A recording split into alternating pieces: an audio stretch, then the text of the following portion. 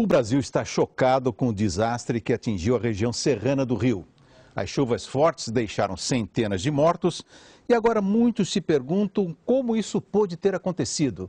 De quem é a culpa? O que deveria ter sido feito e não foi feito? Quais serão as consequências? Quais são as lições? Para falar sobre essa tragédia, a maior da nossa história, estamos aqui com a geógrafa e climatologista Lucy Hidalgo Nunes, coordenadora do Laboratório de Estudos Climáticos da Unicamp. Também estamos com a geógrafa Kátia Canil, do IPT, Instituto de Pesquisas Tecnológicas de São Paulo. O nosso terceiro convidado não é um técnico, não é um especialista no assunto, mas um profissional que lida com outros aspectos dessa tragédia.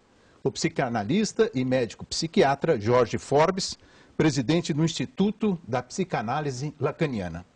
E a primeira pergunta é exatamente essa: até que ponto o que nós estamos vendo é uma tragédia natural ou é alguma culpa, digamos, das autoridades ou mesmo do homem? Lucy. Olha, a gente tem que ter em mente que a história da humanidade é uma história de convívio com os desastres naturais. Claro que não é um convívio harmonioso. Isso sempre aconteceu, isso vai acontecer. Quando a gente fala de desastre natural, veja que esse termo, ele tem, né, em primeiro um substantivo, né, o desastre, né, e tem uma adjetivação, o natural. O natural vem do fato de que esses eventos catastróficos têm um condicionante natural por trás. Nesse caso agora, né, do que acontece no Brasil, são as chuvas.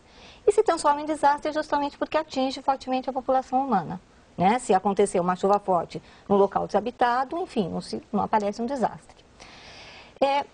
Sempre aconteceu, vai continuar acontecendo, e é claro que a dimensão do desastre, ele é ampliado por causa da ocupação... Pela ação do homem. Sem dúvida alguma, por ocupação dessas áreas. E falta de intervenções governamentais. Aí nem se fala, né? Porque essa ocupação é uma ocupação que não deveria nem ter acontecido, e é uma coisa que, assim, nesse momento, né, mais do que nunca, não dá para negociar. O Brasil está, nos últimos anos, convivendo com catástrofes cada vez maiores, até a gente chegar a esse ponto de mais de 500 mortos até o momento.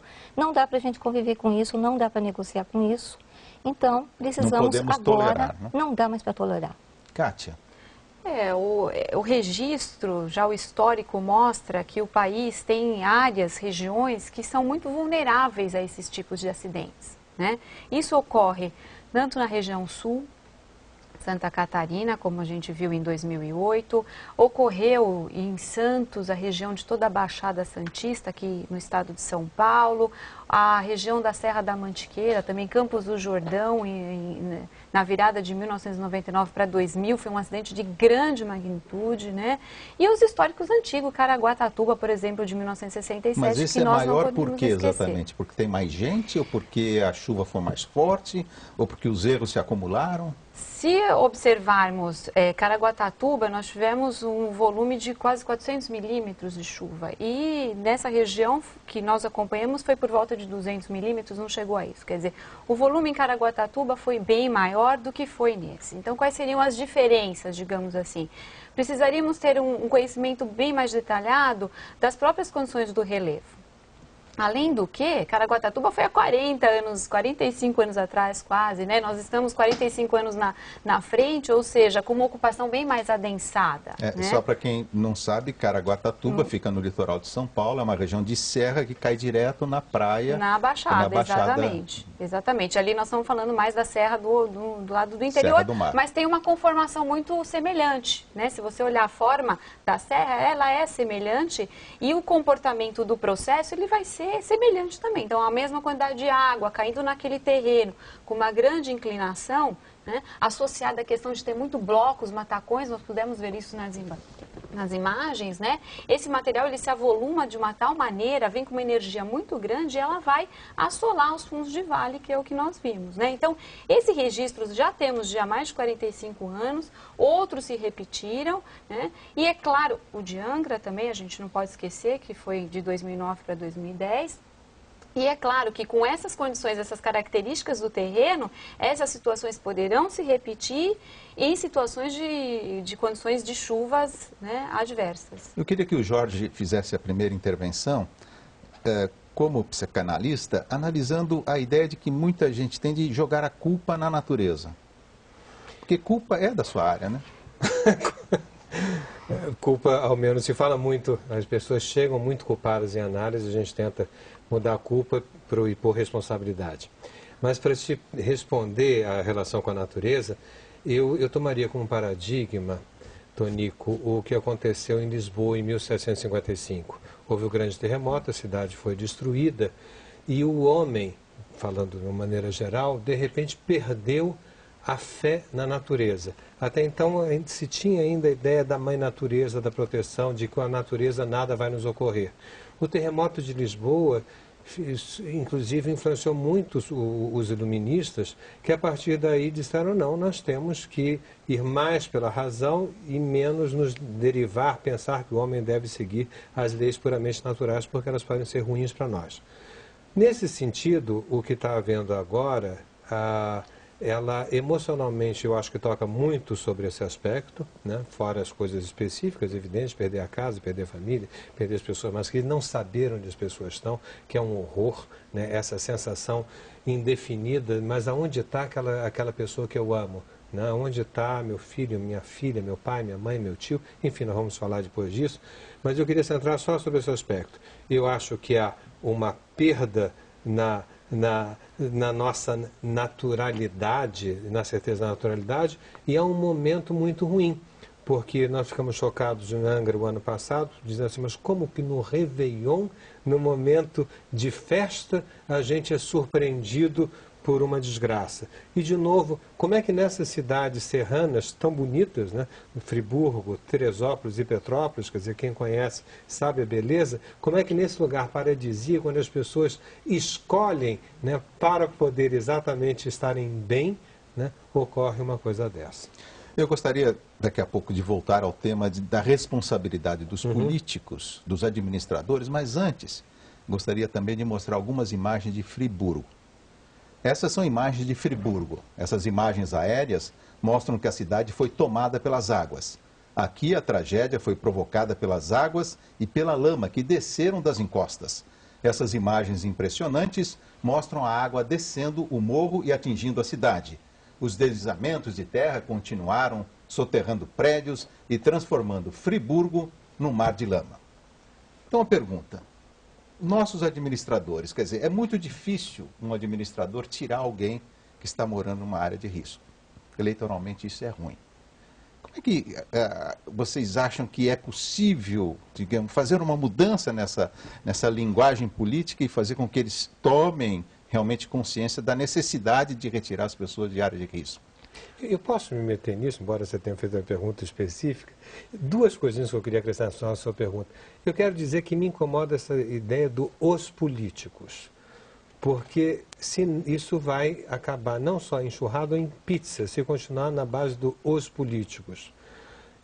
E outra coisa é que vocês já sabem, né, vocês duas geógrafas, vocês já têm mapeado essas cidades e sabem que tem muita gente em zona de risco. As pessoas estão se perguntando por que essas pessoas não foram retiradas. Eu gostaria de acrescentar uma pergunta, e por que não se retira agora, nesse momento? Aproveitar agora o momento agora, já, de indignação. Né? Nós vamos esperar morrer mais gente para fazer isso? Eu gostei da pergunta e gostei da sua intervenção, porque eu já ia derivar por aí, e aí a maneira como você colocou, né, assim vai também bem ao encontro da maneira como eu quero começar a responder essa questão. Em primeiro lugar, tem uma coisa que é ruim em si, né, mas enfim, quem sabe se isso pode começar a servir para que as pessoas percebam também a sua responsabilidade perante o fato. Eu trabalho já há bastante tempo com essa questão dos desastres naturais e no início, né, a gente falava uma coisa, e era verdade naquela época, né, e aí eu me refiro a 20 e poucos anos, de que esse tipo de evento ele afeta mais fortemente as camadas mais pobres da população. Hoje, e Angra dos Reis, e o que está acontecendo agora nessa região serrana do Rio está avançando bem, hoje também a classe média, também a classe mais alta está sendo atingida. Será que agora que esses segmentos da população que têm um poder de persuasão, que conhecem mais as suas necessidades e os seus direitos como cidadãos, eles sendo atingidos também, será que isso pode reverter numa pressão maior do poder público para que isso possa reverter em ações concretas. Porque eu volto a dizer, realmente tem que se tirar as pessoas de lá. Eu vi até a própria presidente assumindo, né, a responsabilidade do do governo federal, isso é fato, mas eu entendo que o governo municipal ele tem uma responsabilidade maior, né? Então as pessoas elas têm que agir como cidadãos, fazer as cobranças e insisto que essas pessoas têm que ser retiradas sim. Começa que não deveria nem ter sido ocupada essas encostas da maneira como é. O difícil é você convencer um administrador a fazer isso. Quer dizer, sim, claro que o momento é bom para se cobrar isso, né? E é interessante que a presidente Dilma esteve lá e ela falou, olha, ocupação de encostas é regra e não exceção. O que você achou disso? Não deveria ser assim, né? Mas vamos olhar um pouco a questão do histórico da ocupação e entender um pouco da questão dos processos, né? Por quê? Porque escorregamentos, esses deslizamentos, eles vão ocorrer em chuvas até de menor intensidade, mas em áreas de ocupação mais precária, que é o que a gente tem na maior parte do território brasileiro. O que ocorreu lá foi um processo de grande magnitude que atingiu moradias também de ótimo padrão construtivo. Então, quer dizer, se fosse uma chuva de menor intensidade, poderia ocorrer apenas nas comunidades que têm o quê? Uma moradia mais vulnerável ao risco, que é a precariedade que ela oferece. Mas esse evento não, ele pegou todo mundo. Então, o que acontece? Nós vamos tirar a cidade inteira porque teve um grande evento? Será que é isso que a gente tem que fazer? Será que é possível reconstruir a cidade? De que forma reconstruir? Então, a gente precisa reavaliar o terreno, se ele tem uma condição para isso, se não tem, né?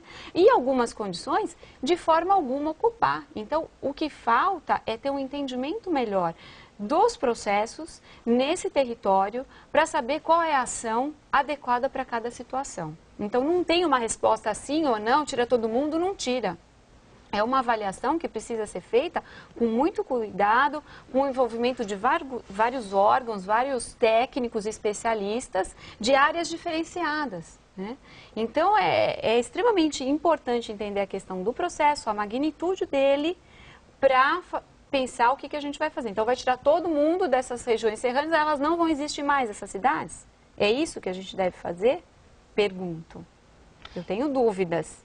Não é assim. Agora, se a gente olhar várias áreas de risco, comunidades menores, ali eu posso dizer, não, aquele morro realmente ali não pode ocupar. Lugares onde os riscos são mais claros e maiores, né? Exatamente. Por isso que a gente precisa ter um mapeamento bem feito. Então, desculpe, eu queria insistir, posso? Pois não?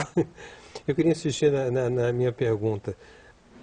A imprensa, nesse momento, veicula sem parar a informação de que tem várias pessoas que continuam morando em zona de risco e que o risco é iminente agora. Então, a minha pergunta é, por que, então, alguma ação não está sendo feita no sentido de proteger essas pessoas? Eu posso colocar um aspecto que talvez, assim, não é para responder totalmente a pergunta, mas é para colocar um elemento que é importante na dificuldade de tomar algumas ações políticas em algumas áreas de morro. Eu não estou falando especificamente do que está acontecendo agora na região serrana, mas eu me refiro a vários locais no Brasil onde esse tipo de coisa acontece. A gente tem que levar em conta, isso é extremamente delicado, e eu acho que isso não está sendo muito lembrado nesse momento, mas precisa ser, de que em algumas áreas não é o poder constituído que toma conta. Né? Mas muitas dessas áreas de morro, nós sabemos disso, isso acontece no estado do Rio, mas isso acontece em vários municípios serranos do litoral paulista também. Né? Isso está ocupado pela marginalidade também, claro que por muitas pessoas honestas, mas não são eles que, enfim, que comandam, né, o modo de vida. E aí há uma dificuldade extra para se tomar algumas medidas. Então, essa questão, na verdade, ela embora, né, tudo isso às vezes é deflagrado por um elemento natural, mas há uma outra componente extremamente explosiva e problemática, né, e a gente não pode fechar os olhos, que é, assim, como até fazer esses estudos que você está falando, e é claro que qualquer medida que vai se tomar, você tem que conhecer a sua realidade. Se conhecer a realidade, você não vai... Já tem muita coisa que já está ilegal. Então, você já pode fazer independentemente de qualquer estudo. tem muita coisa pronta e feita já. Por exemplo, você fala, pode tirar essa população, tem vários mapeamentos, coisas que nós fizemos até 10, 15 anos, que são áreas de risco, que veio gente a morrer agora. Então, há 10 anos atrás, já se sabia que ali tinha um problema. Olha, desculpe, e a ação mas não eu, foi como tomada. cidadão, estou preocupado. Porque, e como cidadão e como médico, né, porque eu sou psicanalista, mas eu sou médico. Então, se eu estou vendo que essa pessoa tem um risco de vida iminente, eu tenho que queimar certas etapas. Eu acho que eu não posso falar, vou estudar, vou fazer isso, vou ver, vou verificar, vou falar com tais instâncias, etc. Porque pode morrer amanhã. Como você faz Pode isso com as morrer grandes hoje. cidades, com o déficit habitacional que se tem? Para Desculpe, onde nós vamos colocar essas pessoas? Desculpe, Cássio, o que eu estou perguntando é sobre essas pessoas que estão lá hoje e que amanhã podem estar mortas. Essas pessoas que nós estamos vendo que estão em áreas de cair uma barreira ou de ter uma enxurrada, não sei os nomes técnicos, vocês é que sabem, né?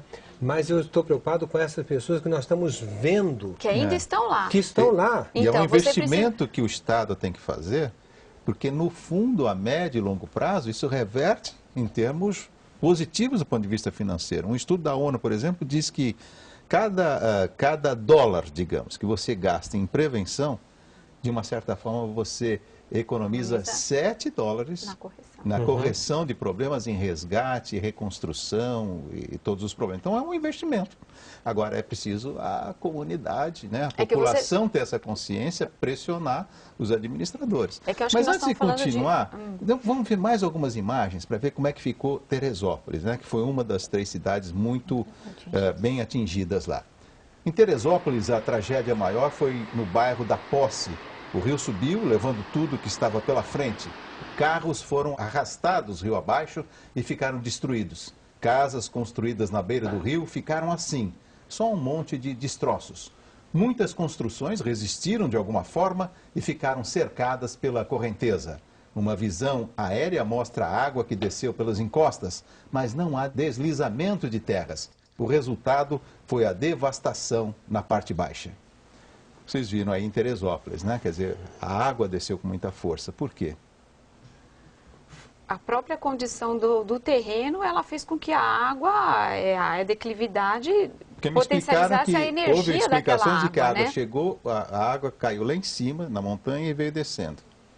Ela vai cair em todo o território, em toda a superfície, e ela vai canalizar para os cursos d'água e ela vai, cada vez mais, ela vai ganhando velocidade. Por isso que ela tem esse poder arrasador e aí ela vai levando tudo que tem pela frente, né? Então é isso que acontece. E aí nada vai ficar em pé ali naquele momento, né? Vamos fazer uma comparação com a Austrália, que esteve inundada, houve inundação na Austrália, mais ou menos no mesmo período, só que lá parece que o número de mortos não chegou a 20. 19, se não me Não é? engano. Não chegou a 20. Por que eles tiveram menos de 20 mortos e nós tivemos centenas? Qual é a diferença? Isso tem até um pouco a ver com que eu imagino que você está ficando cada vez mais angustiado. ansioso para ser. E a tua angústia é minha. E principalmente Mas porque. não pode ser, porque eu sou psicanalista e você é geógrafa. Pois é, mas aí eu não tenho, infelizmente, uma resposta pronta, mas o que é pior, que eu não tenha, é uma coisa ruim. Mas o governo, não é o governo do nosso país, um país que tem pretensão de estar entre as nações mais desenvolvidas, né? Essa é uma meta do nosso país, é uma meta minha, é uma meta da presidente, é uma meta sua, naturalmente. Agora, como que podemos aspirar isso se a gente não consegue nem dar o mínimo, que é o poder de vida, né, das pessoas nas suas próprias residências? O grande problema, Jorge, é que nós não temos com a isso... Austrália? Olha, eu vou chegar aí, Tá. mas assim, tentando responder a sua pergunta, que não é uma resposta, né? Na verdade é um aumento da angústia, né? Nós não temos um plano para isso, tá? Não temos um plano antes, não temos um plano durante e após. Falou-se, né, que foi dado um alerta, e um alerta de poucas horas. Isso não é ruim. É o que, infelizmente, a ciência, no atual estágio, pode oferecer para esse tipo de chuva. Então, nós temos que estar preparados que se a nossa realidade de receber informação dessa em 3, 4 horas, o que podemos fazer em 3, 4 horas e não foi feito nada. Nós vimos na TV Globo entrevista com brasileiros na Austrália que disseram que o que fez a diferença foi ele receber o aviso com antecedência e poder retirar o que ele podia retirar da casa e se resguardar e se ele salvar. sabia onde ele podia se resguardar. Aqui, não a informação, que foi o mesmo tipo de informação, né, não pôde ser utilizada ou não foi utilizada. Como não pode ser utilizada? Porque não se fez nada. Porque Não as tem municipalidades... uma gestão, não tem um gerenciamento. Você tem a informação pronta, vai chover. Você não sabe mas o e que o que eu faço? O que eu faço? A Pra onde eu informação corro? não serve para Né? nada. Para onde eu vou? Exatamente. Qual é a logística que se tem na hora de um acidente? Né? Para que abrigo você vai?